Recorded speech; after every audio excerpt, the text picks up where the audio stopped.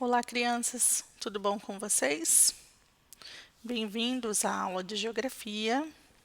Hoje nós daremos início ao conteúdo do terceiro bimestre. Eu, professora Elaine, farei as explicações e as correções das atividades de Geografia no terceiro bimestre, ok? Nós vamos tratar de um assunto que não tem no livro didático de vocês.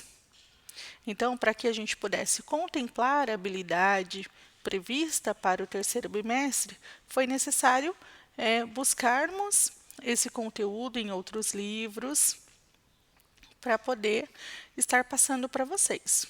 Então, neste momento, nós não usaremos o livro de geografia, ok? Vocês farão a visualização dos textos pelo Google Forms. E quem pega aqui na escola vai ter acesso a esses textos impresso para fazer o estudo e as atividades em casa, ok? Então, hoje nós vamos falar sobre o assunto governo brasileiro. Nós vamos fazer a leitura juntos, vamos conversar um pouco e logo mais tem algumas atividades para vocês fazerem. Vamos lá? Governo brasileiro. Você já sabe que o território brasileiro é dividido em estados e os estados são divididos em municípios. Para governar cada município, cada estado e país, existem os governadores, os governos municipais, estaduais, federal, respectivamente. Então vamos lá, para que vocês possam entender bem. Então, aqui fala, do território brasileiro. Qual seria o território brasileiro? O território brasileiro é o nosso país, é o Brasil. E ele está dividido em estados. Então, como exemplo, o nosso estado, nós estamos no estado de São Paulo. E os estados são divididos em municípios. Então, em nosso caso, nosso município seria São José dos Campos.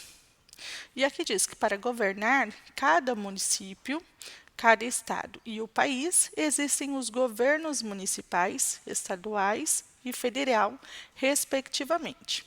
Então, para governar cada território, cada divisão, existem os governos e os governos de cada local, ok? Vamos continuar. Entre as responsabilidades do governo federal brasileiro estão a organização e a defesa do território nacional e a garantia dos direitos e do bem-estar da população brasileira. Então, quando nós falamos de governo federal, o governo federal ele abrange todo o território brasileiro, ok? O governo federal tem sede em Brasília, Distrito Federal, e é dividido entre os poderes legislativo, executivo e judiciário. O poder legislativo é responsável pela elaboração e aprovação das leis. Os representantes do Poder Executivo colocam as leis em prática, executando o que é determinado por elas. E o Poder Judiciário é responsável pela fiscalização do cumprimento das leis. Então, aqui nesse parágrafo, descreve bem a função de cada poder, ok? Então, aqui nós vemos o poder legislativo, que ele é responsável pela elaboração e aprovação das leis. Depois vem o poder executivo, que ele vai ser responsável por colocar as leis em prática, executando o que é determinado por elas. E o poder judiciário, que é responsável pela fiscalização do cumprimento das leis. Ok? Então, no governo federal, nós temos esses três poderes que são responsáveis, cada um, por uma parte que nós acabamos de verificar. Vamos continuar. De acordo com a atual Constituição Federal do Brasil, de 1988, os representantes do Poder Executivo, Presidente da República, governadores, prefeitos e seus vices, e do Poder Legislativo, senadores, deputados federais e deputados estaduais e vereadores, devem ser eleitos pelo voto direto, ou seja, pelo voto da população. Então, quando nós falamos em voto direto, voto da população, vocês podem até perguntar para os pais, chega um momento que nós temos as eleições, onde os adultos vão e na sua sede votar para aquele candidato que ele acredita que fará benfeitorias para a população, tá bom? Então vamos lá. Já os auxiliares destes poderes, como os ministros e secretários e os representantes do Poder Judiciário, são eleitos pelo voto indireto, ou seja, pelos governadores escolhidos pela população. Então vou dar um exemplo para vocês disso. O nosso presidente, ele foi eleito pelo povo, pelo voto direto. Após o presidente ele ser eleito por nós, ele vai escolher os ministros e os seus secretários. Então, o presidente escolhe o secretário da Saúde, o secretário da Defesa, o secretário da Educação, entre outros. Então, ele escolhe os seus secretários, ok? Esses secretários não é a população que escolhe diretamente. Vamos continuar. Observe no quadro os representantes dos 3 poderes em cada esfera de governo.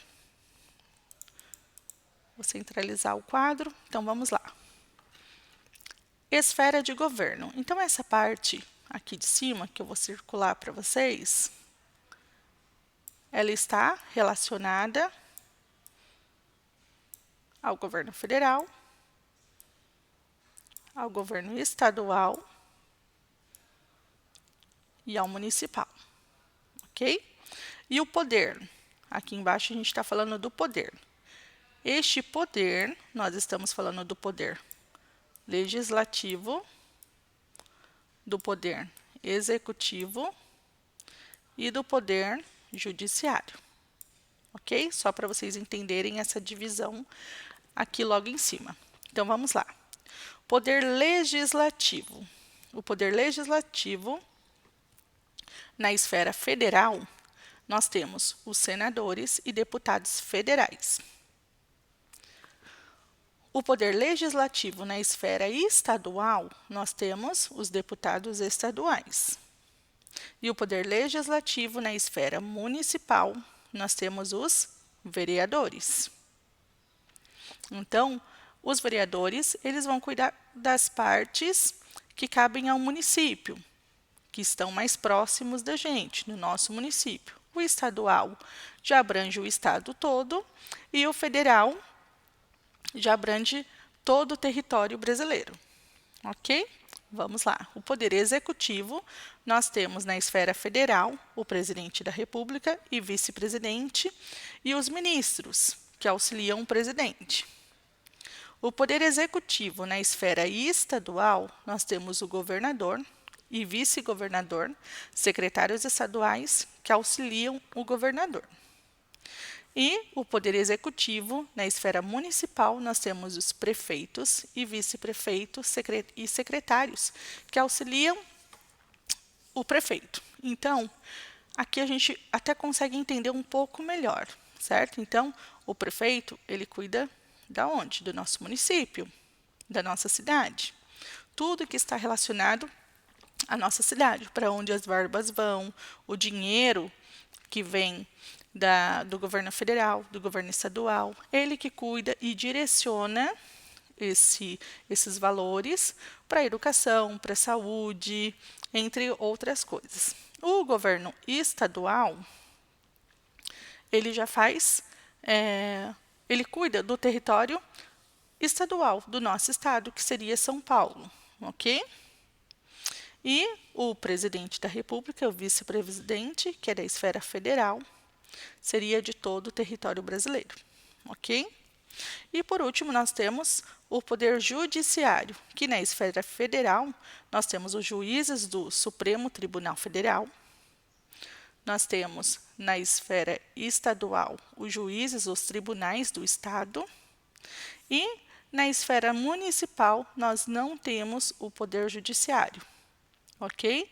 Então, caso o município precise do poder judiciário, ele vai, então, ter o auxílio dos juízes dos tribunais do estado e do Supremo Federal, ok? Então, vamos continuar. Então, aqui fala do voto, né? O voto é um direito e um dever do cidadão. Atualmente, ele é obrigatório para todos os brasileiros alfabetizados que tenham entre 18 e 69 anos de idade. Então, aqui ele fala da obrigatoriedade. Então, é obrigatório para as pessoas que tenham entre 18 e 69 anos de idade e que sejam alfabetizados, ok? Mas nem sempre foi assim. As mulheres conseguiram o direito ao voto, por exemplo, só em 1932, após muita luta. Apenas em 1946, o voto feminino passou a ser obrigatório, assim como dos homens. Então, aqui fala um pouquinho da luta das mulheres, né? Antigamente não tinham direito, né, ao trabalho, a receber pelo trabalho. Então, as mulheres foram conquistando esses direitos ao longo do tempo, mas a gente vê ainda até hoje algumas discriminações entre mulheres e homens em relação a alguns direitos. Então, vamos para as questões. Questão número 1. Em sua opinião, qual é a importância de a população eleger os representantes do governo? Então, para você, qual é a importância de nós, da população? Quando a gente fala em população, nós estamos falando da nossa família. Então, vocês que ainda não têm a idade para votar, mas vocês têm na família de vocês o pai, a mãe, o tio, os avós, ou até mesmo um irmão que já exerce esse poder do voto. Então, para vocês podem conversar com o pai, com a mãe, com alguém que esteja próximo. Para vocês, qual a importância da população eleger os representantes do governo? Então, depois de tudo que a gente escutou, vocês podem pesquisar mais sobre o assunto também, para poder responder. Questão número 2. Faça uma pesquisa para saber o nome do atual presidente da República e do vice-presidente. Atualmente, nós estamos escutando bastante nos noticiários o nome do nosso presidente. Então, para vocês que estão acompanhando junto com as famílias, vocês vão conseguir responder até mesmo sem pesquisa. Mas, para aqueles que ainda não sabem, façam a pesquisa ou pergunte para a mãe, para o pai, para quem está mais por dentro, para poder responder. E o B, quando foram eleitos e quando termina o mandato. Então, esses representantes, eles foram eleitos. Eles foram eleitos em certo momento. Então, teve um ano que aconteceu a votação, que esse representante ele foi eleito. Então, vocês vão colocar aqui para nós que ano eles foram eleitos e quando termina o mandato deles, qual a duração do mandato. Então, a gente sabe que o mandato aí tem duração de 4 anos, onde ele pode concorrer novamente e ser reeleito por mais 4 anos. Mas aí vocês vão colocar a data para nós. Questão C. Na avaliação dos adultos que moram com você, esse presidente está fazendo um bom governo? Por quê? Então, no momento, analisando até mesmo o momento que nós estamos vivendo e tudo que esse presidente já tem feito, vocês vão conversar com os pais ou com alguém adulto que estiver responsáveis por você no momento em que você estiver fazendo a atividade, você vai conversar e vai perguntar, né, se esse presidente ele está fazendo um bom governo e por quê, na opinião das famílias, ok? Então, depois que vocês analisarem, lerem o texto, assistir essa videoaula, vocês farão a resposta diretamente no formulário. Vocês verão que no formulário tem os espaços para vocês fazerem, escreverem, ok?